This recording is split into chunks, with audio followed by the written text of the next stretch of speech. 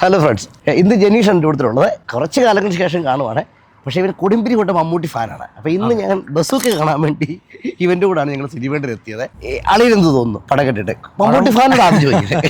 പടം കിടുവായിട്ടുണ്ട് in the sense first half ഇത്തിരി ഒരു സമയമെടുത്ത് എന്നുള്ളത് ശരിക്കും ഒന്ന് ലോഡ് ചെയ്താണ് വന്നത്. പക്ഷെ സെക്കൻഡ് ഹാഫ് തകർത്തു, അതിനകത്തൊന്നും പറയാനില്ല. അതായത് എസ്പെഷ്യലി ആ ലാസ്റ്റ് ഒരു 20 minutes ആ ക്ലൈമാക്സ് ചെയ്തേക്കുന്നതൊക്കെ എന്ന് വെച്ച് കഴിഞ്ഞാൽ അതാണ് പുള്ളിയുടെ ഒരു അപ്ഡേഷൻ എന്ന് പറയുന്നത്. അതിങ്ങനെ ഒരു റോളൊക്കെ ചെയ്യാന്ന് വെച്ച് കഴിഞ്ഞാൽ ഒന്ന് ആലോചിച്ച് നോക്കും, ഒന്ന് അങ്ങോട്ട് പാളി കഴിഞ്ഞ് കഴിഞ്ഞാൽ വൻ ദുരന്തമായി മാറേണ്ട സാധ്യത. പക്ഷെ പുള്ളി അത് ഏത് ലെവലില് എത്തിച്ചു എന്ന് വെച്ച് കഴിഞ്ഞാൽ നമുക്കത് വിശ്വസിക്കാൻ പറ്റില്ല. അത്രയും വലിയൊരു ട്രാൻസ്ഫോർമേഷൻ. ആവോ പറഞ്ഞ ഇല്ല, ഒരു പൊടിക്ക് മാറിയ ഷൈൻമികമാണ്. അതാണ് അവസ്ഥ. അത്രയും ഒരു ഫ്രാൻറ്റിക് ആയിട്ടുള്ള ലെവലിലോട്ട് ആ ക്യാരക്ടറിനെ കൊണ്ടുപോയിട്ട് നമ്മൾ അതുവരെ കണ്ടുകൊണ്ടിരുന്ന മമ്മൂട്ടിയെ അല്ല.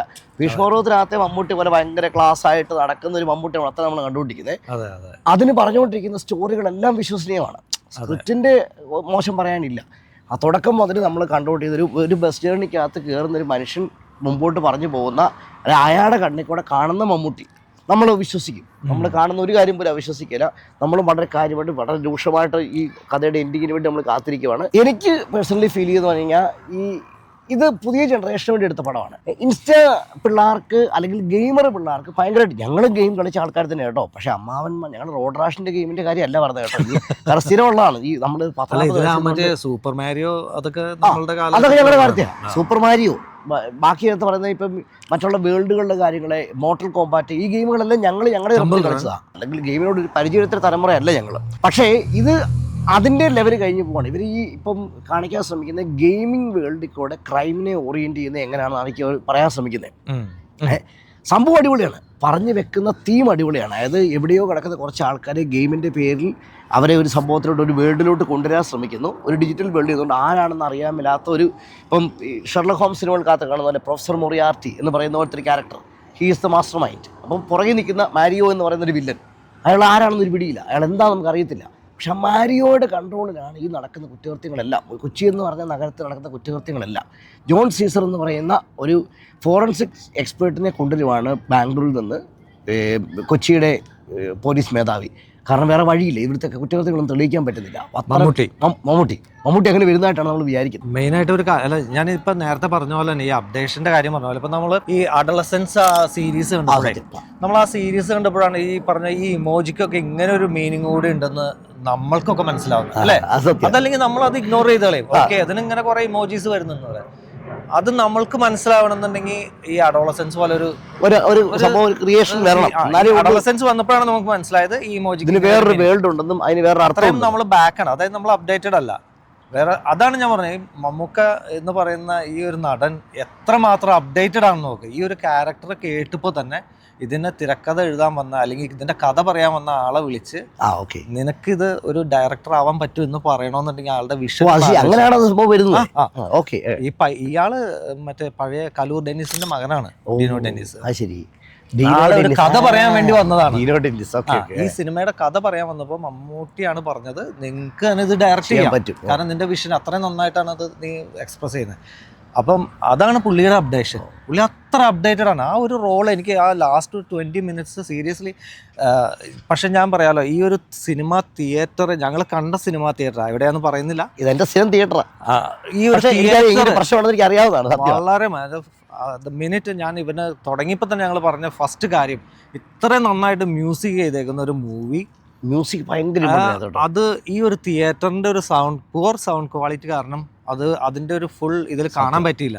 ഞാൻ 1.5 മണിക്കൂർ 1.25 മണിക്കൂർ ഡ്രൈവ് ചെയ്താൽ ഞാൻ ഇവിടെ വന്നത്. കാരണം എൻ്റെ അടുത്തുള്ള തിയേറ്റർ ശനിയാഴ്ചയാണ് റിലീസ്. അതെ, അപ്പോൾ എനിക്കത് ഇന്ന് തന്നെ കാണണം തോന്നിയോണ്ട് ഞാൻ ഇത്രയും ദൂരം വന്നത്. പക്ഷേ ഈ ഒരു തിയേറ്ററിൽ ഒരു പുവർ ക്വാളിറ്റിയിൽ കാണേണ്ടി വന്നു എന്നുള്ളൊരു വിഷമമുണ്ട് എനിക്ക്. അത് തീർച്ചയായിട്ടും. അതുകൊണ്ട് ഞാൻ ശനിയാഴ്ച വീണ്ടും പോയി കാണും. കാരണം മസ്റ്റ് ആയിട്ട് എനിക്ക് ആ ലാസ്റ്റ് ആ ഒരു ഇത് എനിക്ക് നല്ലൊരു ഫുൾ സൗണ്ട് എഫക്റ്റിൽ തന്നെ കാണണമെന്ന് നല്ലൊരു ആഗ്രഹമുണ്ട്. അത് ടെക്നോ മ്യൂസിക് ആണ്. അല്ല, ഇതിനകത്തുള്ള 1-2 ജിങ്കിളൊക്കെ എനിക്ക് ഭയങ്കരമായിട്ട് ഇഷ്ടപ്പെട്ടു. ആ ഒരു ഇന്റർവെൽ ബ്ലോക്കിലുള്ളത്, പിന്നെ ആ ഒരു അങ്ങനത്തെ 2-3 ചെയ്യും. അതൊക്കെ ഇനി വരും. ശരിക്കും അതൊരു ഇത് കുറെ ഇൻസ്റ്റാ ട്രെൻഡ് ആയിട്ട് മാറാൻ പറ്റുന്ന കുറെ സാധനങ്ങളിനകത്തുണ്ട്. അത് സത്യമാണ്. പിന്നെ പുള്ളിയുടെ ട്രാൻസ്ഫോർമേഷൻ ആണെങ്കിലും അത് കൊള്ളാം. ഒരു സ്പോയിലറായി പോകുന്നുള്ളതുകൊണ്ട് മാത്രം ഞങ്ങൾ അങ്ങോട്ട് കിടക്കുന്നില്ല. ലാസ്റ്റ് ഒരു 20-25 മിനിറ്റ്സ് ആ മൂവിയുടെ, അതായത് സെക്കൻഡ് ഹാഫ് ഞാൻ പറയും, അത് കിഡുന്ന് വെച്ച് കഴിഞ്ഞാൽ ഉണ്ടല്ലോ, അത് വേറെ ലെവൽ. അതിനകത്ത് ഒന്നും പറയാനില്ല. ഇനിയിപ്പോ അവന് ഫാൻസിനെ കൊണ്ട് മമ്മൂട്ടി അത്ര ഇഷ്ടമാണ്. അല്ല, അതുകൊണ്ട് മാത്രമല്ല, നീ ഒന്ന് ആലോചിച്ചു, നമ്മൾ ഇതുപോലത്തെ ഒരു ഡയറിങ് അറ്റംപ്റ്റ് ഒക്കെ വരേണ്ടത് അത് സംഭവിക്കും. ഈ യൂഷ്വൽ ഒരിക്കലും കാണുന്ന ഒരു മനുഷ്യൻ പോയി ഇങ്ങനൊരു സാധനം ചെയ്യുന്നത് പ്രതീക്ഷിക്കത്തില്ല.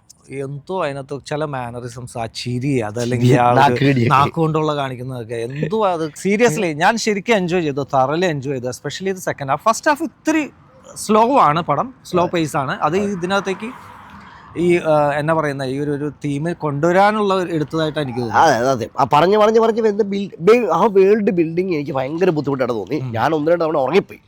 അതിന് കാരണം ഒരു പ്രാവശ്യം ഞാൻ നിന്നെ തട്ടി പോറായിരുന്നു. സത്യം, അത് ഉറങ്ങിയതല്ല നീ. എനിക്ക് ഭയങ്കര ബുദ്ധിമുട്ടാണ് ഇങ്ങനെ പതുക്കെ കാത്തിരുന്ന് ബിൽഡ് ചെയ്യുന്ന ഭയങ്കര ബുദ്ധിമുട്ടുള്ള സീനാണ്. കാരണം ചിലതൊക്കെ ഭയങ്കര ക്വിക്ക് പേസിങ് വരണ്ട്. ഇപ്പോൾ ഒരാളുടെ മുകളിലൂടെ ഒരു കാറ് വന്ന് വീഴുന്ന ഒരുത്തരെ പേടിപ്പിക്കാൻ പോലീസുകാർ ശ്രമിക്കുന്നു. ഒരു ഉദാഹരണം പറയുന്നുണ്ട് സീനെ. അപ്പം നമ്മൾ പതുക്കെ കാർ സ്ലോ മോഷനിൽ അവരുടെ ദേഹത്ത് തുടങ്ങി വരുന്നത് കണ്ടു കഴിഞ്ഞാൽ നമ്മളും അവനും കാറിനെ നോക്കിയിരിക്കുകയാണ്. അത് ക്വിക്കായിട്ട് വന്ന് വീഴുന്നത്. ഇപ്പോൾ മണി ഹേസ്റ്റ് അല്ലെങ്കിൽ അങ്ങനത്തെ ടൈപ്പിനകത്തെ പോലത്തെ ടൈപ്പ് ഓഫ് ക്വിക്ക് മൂവ്മെൻറ്റ്സിലുള്ള എഡിറ്റിംഗ് ആണെങ്കിൽ ചില നമുക്ക് പേടി തോന്നുകയും കണ്ടുകൊണ്ടിരിക്കുന്നവനും ഈ അനുഭവിക്കുന്നവർക്ക് ഒരു പേടി തോന്നുന്ന എഫക്റ്റ് തോന്നും. ഇത് ഒത്തിരി അടുത്ത് അനാവശ്യമായിട്ടുള്ള സ്ലോ മോഷൻ എന്ന് എനിക്ക് തോന്നുന്നുണ്ട്. കാരണം അതിൻ്റെ ആവശ്യമില്ലായിരുന്നു. അത്ര കിടുവായിട്ടാണ് ചെയ്യുന്നത്. ആ വണ്ടികളെല്ലാം കാണിക്കുന്നത് പൊളി വണ്ടികൾ, റേസിങ്ങുകളെല്ലാം ചെയ്ത അടിപൊളി. പിന്നെ ഫൈറ്റുകൾ പുള്ളി പരമാവധി ഒപ്പിച്ചോട്ടോ. പുള്ളിയെ കൊണ്ട് ചെയ്യാൻ പറ്റുന്നതിനും പുള്ളി വളരെ വൃത്തിയായിട്ട് ചെയ്തിട്ടുണ്ട്. ഇന്നും പുള്ളിക്കുള്ള ചീത്തപ്പേരാണത്. ഈ ഫൈറ്റും ഡാൻസും കൊള്ളത്തിലാന്നുണ്ട്. ഡാൻസിന്റെ സീനൊന്നും ഇല്ല, പക്ഷെ ആ ഫൈറ്റുകളെല്ലാം നല്ലത്. വണ്ടി കാണിക്കാൻ പുള്ളി ശ്രമിച്ചിട്ടുണ്ട്. പുള്ളിയുടെ തന്നെ ഒരു പഴയ ഷെവർലെറ്റിന്റെ വണ്ടി, ഒരു വിന്റേജ് വണ്ടി. ഇതാണ് എനിക്ക് ഭയങ്കര ഇഷ്ടം തോന്നിയൊരു കാര്യം. സത്യം പറഞ്ഞു കഴിഞ്ഞാൽ എഴുന്നേറ്റ് നിന്ന് കൈയടിക്കണമെന്ന് തോന്നിയൊരു കാര്യം എന്താണെന്ന് വെച്ച് കഴിഞ്ഞാൽ, ഈ ഇൻട്രൊഡക്ഷൻ പുള്ളിയുടെ മറ്റേ ടൈറ്റിൽ കാർഡ് കുറെ നാളായിട്ട് കാണിക്കാറുണ്ടായിരുന്നില്ല, മെഗാസ്റ്റാർ മമ്മൂട്ടി. അത് ഈ തവണ കാണിച്ചേക്കുന്നത് നല്ല കിഡുവായിട്ട്. കാണിച്ചു ഞാൻ കിഡു. പുള്ളിയുടെ എല്ലാ മറ്റേ രജനീകാന്തിന്റെ വരുന്നവരല്ല, എല്ലാ പുള്ളിയുടെ ഇതുവരെയുള്ള ക്യാരക്ടേഴ്സ് എല്ലാം ഇപ്പം നമ്മൾ ഈ കമ്പ്യൂട്ടർ ഗ്രാഫിക്സ് മാറുകയും മെട്രിക്സിൻ്റെ ഒക്കെ പോലത്തെ ബാക്ക്ഗ്രൗണ്ടിൽ കളർ ചേഞ്ച് നിയോൺ എഫക്റ്റ് വരുന്നത്. അത്രയും നിയോൺ എഫക്റ്റ് പുള്ളിയുടെ ഇതുവരെയുള്ള കഴിഞ്ഞ ക്യാരക്ടർ മൊത്തം പുള്ളിലോട്ട് സിങ്ക് ചെയ്യുന്നതായിട്ട് കാണിക്കണം. പക്ഷേ നല്ല രസമുണ്ടായിരുന്നു. ഫെലിക്സ്, നീ പറഞ്ഞ പോലെ തന്നെ ഈ ഭീഷ്മപർവ്വം അതിനകത്ത് കാണിച്ചില്ല. അതെ, ഇല്ല, ഭീഷ്മപർവ്വം കാണിച്ചിട്ടില്ല. അതിനകത്ത് ഭീഷ്മപർവ്വം വന്നിട്ടില്ല. മിസ്സായതാണോ? പക്ഷെ സംഭവം അടിപൊളിയായിരുന്നു. അത് നല്ലൊരു എഫക്റ്റ് ആയിരുന്നു. പിന്നെ ഞാനിത് സെക്കൻഡ് വാച്ച് ഒന്നും റെക്കമെൻഡ് ചെയ്യത്തില്ല, ഉറപ്പായിട്ടും ഞാനിത് പറയത്തില്ല. അവൻ കാണും. പിന്നെ മമ്മൂട്ടിയോട് ഒരു അല്പം താല്പര്യമുള്ളവരാണ് നിങ്ങളെങ്കിൽ നിങ്ങൾ ഈ പറഞ്ഞ കഥകളൊന്നും ശ്രദ്ധിക്കേണ്ട കാര്യമില്ല. നിങ്ങൾ ഇത് സംഭവം പോയി കണ്ടു. ഇതെന്തായാലും പോയി കാണണം. ഒരു തിയേറ്ററിൽ കാണേണ്ട ഒരു സിനിമയാണ് അത്. സൗണ്ട് എഫക്ട്, അതെ, നല്ല സൗണ്ട് എഫക്ട് ഉള്ള ഒരു നല്ല തിയേറ്ററിൽ തന്നെ ഇത് കാണാൻ നിങ്ങൾ ശ്രമിക്കണം എന്നുള്ളതാണ് പറയാം. മസ്റ്റ് വാച്ച് തിയേറ്റർ എന്ന് ഞാൻ പറയും. ഒരു തിയേറ്റർ എക്സ്പീരിയൻസ് ആണ് പടം. കാരണം എന്താണെന്ന് വെച്ച് കഴിഞ്ഞാൽ, നമ്മൾ ഈ പറഞ്ഞ പോലെ തന്നെ ഇപ്പം നമ്മൾ എമ്പുരാൻ, അത് നമ്മൾ തിയേറ്ററിൽ ഫസ്റ്റ് ഡേ പോയി കണ്ട സിനിമയാണ്. നല്ല സിനിമ. അത് തിയേറ്റർ വാച്ച് ആയിട്ടുള്ള ഒരു എക്സ്പീരിയൻസാണ്. എന്ന് പറഞ്ഞ പോലെ തന്നെ ഇതും ഒരു തിയേറ്റർ വാച്ച് എക്സ്പീരിയൻസ് ആണ്. അത് മിസ് ചെയ്യാതിരിക്കുക. എനിക്കതിനകത്ത് മറ്റേ പുള്ളിയുടെ പിന്നെ സിദ്ധാർത്ഥ് എനിക്ക് ഭയങ്കര മിസ്കാസ്റ്റിംഗ് ആയിട്ട് തോന്നി. കാരണം പുള്ളി ഒരു ചതഞ്ഞ പോലീസുകാരനായിട്ട് എനിക്ക് തോന്നിയത്. എനിക്കതിനകത്തൊരു മറ്റേ ഗൗതം വാസുദേവനോട് ഇടുന്ന ആ ഒരു പുള്ളിയുടെ ഒരു ആറ്റിറ്റ്യൂഡ്, ഒരു കാര്യം, അത് സമ്മതിക്കാൻ എനിക്ക് ഭയങ്കര ഇഷ്ടമുള്ള ഒരാളാണ്. നമ്മൾ വേറെ ആര് പറഞ്ഞാലും നമ്മൾ പറയും ഇതെന്തോ ഇയാൾക്ക് ഇത്രയും കഷ്ടപ്പെട്ട് കടിച്ചു പിടിച്ച് മലയാളം പറയുന്നത് പറയും. പക്ഷെ ഇയാൾ നമുക്ക് തോന്നത്തില്ല. പുള്ളി ഒരു ഭയങ്കര ഒരു ഇന്നസെന്റ് ക്യൂട്ട് ഫേസ്, എന്താണെന്നറിയത്തില്ല, എനിക്ക് ഭയങ്കര ഇഷ്ടം. പുള്ളിനെ സ്റ്റൈലിങ് അടിപൊളിയാണ്. പുള്ളിയുടെ എല്ലാത്തിനകത്തും എന്നാൽ ഓവറായിട്ടുള്ള ഷോ ഓഫിന്റെ സ്റ്റൈലൊന്നും പുള്ളി കൊണ്ടുവരുന്നേ ഇല്ല. പുള്ളി മലയാളത്തോട്ട് വന്നിട്ട് പെരുമാറുകയാണെന്നുള്ളത് കാണിക്കാൻ വേണ്ടിയുള്ള വേറെ പരിപാടിയൊന്നുമില്ല. പക്ഷേ ആ ടീമിനകത്ത് അതിൻ്റെ കൂടെ പെങ്കൊച്ചുണ്ടായിരുന്നു കേട്ടോ. അത് സെറ്റപ്പായിരുന്നു. ആ പോലീസുകാരായിട്ടുണ്ടായിരുന്ന പെങ്കൊച്ച് അടിപൊളിയായിരുന്നു. ബാക്കി അതിനകത്ത് രണ്ടുപേരെയും ഇച്ചിരിയുടെ നല്ല ആരാധന ഉണ്ടായിരുന്നെങ്കിൽ നല്ലതായിരുന്നു. ഡിനോ ഡെന്നിസിന്റെ ബ്രദറാണ്. പടം ഇഷ്ടപ്പെട്ടെന്ന് വെച്ച് കഴിഞ്ഞാൽ എനിക്ക് വാച്ചബിളാണ്. അവനെന്തായാലും ഇഷ്ടപ്പെട്ടു, എനിക്ക് നന്നായിട്ട് ഇഷ്ടപ്പെട്ടു. അതായത് നമ്മളിപ്പോൾ ഇത്രയും ദൂരം യാത്ര ചെയ്ത് വന്ന് കണ്ടിട്ട് എനിക്കതൊരു നഷ്ടമായിട്ട് തോന്നിയില്ല. അതുകൊണ്ട് തന്നെ റിയലി എൻജോയ് ചെയ്തിട്ട് അതുകൊണ്ടാണ് മിക്സ് റിവ്യൂ വന്നുകൊണ്ടിരിക്കുന്നത്. ഞങ്ങൾ കയറുന്നതിന് മുമ്പ് തന്നെ ഞങ്ങൾ കേട്ട് മിക്സ് റിവ്യൂസ് ആണ് വരുന്നത്. കുറച്ച് പേർക്ക് നല്ലത്, കുറച്ച് പേർക്ക് ഫസ്റ്റ് ഹാഫ് മോശം എന്നൊക്കെ. ഫസ്റ്റ് ഹാഫ് ഇത്തിരി കറക്റ്റ്, പക്ഷേ സെക്കൻഡ് ഹാഫ് കിഡുവായിട്ട് ചെയ്തിട്ടുണ്ട്. ഫസ്റ്റ് ഹാഫിൽ ആകെ അടിച്ചാലേ ഉള്ളവർക്ക് എന്തെങ്കിലും കാണിക്കാൻ പറ്റത്തുള്ളൂ. ഫസ്റ്റ് ഹാഫിൽ കൂട്ടി പോയി ആ കഥ പെട്ടെന്ന് തീർന്നു പോയി. സത്യം സത്യം. അത് 4 ക്രൈം കാണിക്കാൻ വേണ്ടി തന്നെ അവർ കുറേ ഏറെ നേരം എടുത്തു. അത് എനിക്ക് തോന്നുന്നു പണ്ട് നമ്മുടെ ഓരോ ക്രൈമും ഓരോ ഗെയിമും ഓരോ സ്റ്റേജുകളാണ് ഗെയിംസ് ആണ്. അവർ റിവീൽ ചെയ്യാൻ ശ്രമിക്കുകയാണ് അവരുടെ കുറ്റകൃത്യങ്ങളിൽ കൂടെ. ആ ഒരു ഗ്രൂപ്പ്, ആ ഒരു ഡിജിറ്റൽ ഒരു മാഫിയ വേൾഡ് റിവീൽ ചെയ്യാൻ ശ്രമിക്കുകയാണ്. കൊച്ചിക്കകത്ത് അവർ എന്തുമാത്രം സ്ട്രോങ് ആണെന്ന് കാണിക്കാൻ ശ്രമിക്കുന്നു. പക്ഷെ നമുക്ക് ഒരു വ്യത്യാസം തോന്നില്ല. അത് ആദ്യം തന്നെ വളരെ ക്ലീൻ ആയിട്ട് കാണിച്ചു പോകുന്നുണ്ട്, ആർക്ക് കറക്റ്റായിട്ട് ഉണ്ടായി വരുന്നുണ്ട്. പക്ഷെ അത് അവസാനം നമുക്ക് മനസ്സിലാവും. ഒരു ഇത് എനിക്ക് തോന്നിയത് ഡ്രോബാക്ക് ആയിട്ട് തോന്നിയെന്ന് വെച്ച് കഴിഞ്ഞാൽ ഈ നമ്മൾ സ്വെയർ ചെയ്യുന്ന വേർഡ്സ്, ഈ സ്വെയറിംഗ് വേർഡ്സ് ഒക്കെ ഫോഴ്സ്ഫുള്ളി പറയുന്ന പോലെ എനിക്ക് തോന്നി. അതായത് ഇംഗ്ലീഷ് കടിച്ച് കയറ്റാൻ വേണ്ടിയിട്ട്. അത് ഇതിന്റെ ഫ്ലോയിൽ ബാധിക്കുന്ന കാര്യമൊന്നുമല്ല. ജസ്റ്റ് ഒരു ഇത് പറഞ്ഞു ഡയലോഗ്. ചില ആൾക്കാർക്ക് ചില ഡയലോഗ് കല്ലുകടി പോലെ ഇരിക്കുന്നത് ഇംഗ്ലീഷിൽ അൺനെസസറി ആണത്.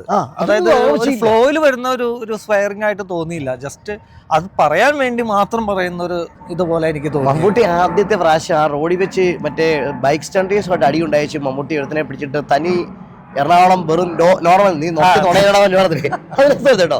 നമ്മൾ അത്ര തന്നെ കണ്ടുകൊണ്ടിരുന്ന പ്രൗഢ ഗംഭീരനായ മമ്മൂട്ടി അങ്ങനത്തെ ടൈപ്പ് ഒരു തറ ലാംഗ്വേജ് പ്രതീക്ഷിച്ചു. തറയല്ല കേട്ടോ, തനി സ്ലാങ് ലാംഗ്വേജ്, തനി ലോക്കൽ സ്ലാങ് അടിപൊളിയായിരുന്നു. കൊച്ചി കൊള്ളാം. പുള്ളി അത് കിടുവായിട്ട് ചെയ്യുകയും ചെയ്യും കേട്ടോ. രാജവാണിക്ക് കഴിഞ്ഞ പുള്ളി ആ സ്റ്റൈലിൽ അത്രയും ലോയിലോട്ട് ഇറങ്ങി വരുന്നത്, ആ സ്റ്റൈലിലോട്ട് ഇറങ്ങി വരുന്നത് ആദ്യമായിട്ട് ഞാൻ കാണുന്നത്. നന്നായിട്ട് ചെയ്തിട്ട് വാച്ചബിൾ എന്നെൻ്റെത് തീർച്ചയായിട്ടും അവനുണ്ട്. അപ്പം അതായത് ലാസ്റ്റ് ആ ഒരു സെക്കൻഡ് ഹാഫിന് വേണ്ടി മാത്രമായിട്ട് പോയി കണ്ടാലും നഷ്ടമില്ല. അത്രയും നല്ല ഫസ്റ്റ് ഹാഫ് ഇച്ചിരി നിങ്ങൾ കടിച്ചു പിടിച്ചിരിക്കണം. ബാക്കിയെ കൊണ്ട് കിട്ടി കഴിഞ്ഞാൽ സെക്കൻഡ് ഹാഫ് എത്തിക്കഴിഞ്ഞാൽ പിന്നെ അത് ഓടിക്കോളും, കുഴപ്പമൊന്നുമില്ല. അപ്പോൾ ഞങ്ങൾ ഇവിടെ കൊണ്ട് നിർത്തുന്നു. അടുത്ത തവണ അടുത്ത പടവുമായിട്ട് വീണ്ടും വരാം. Thank you.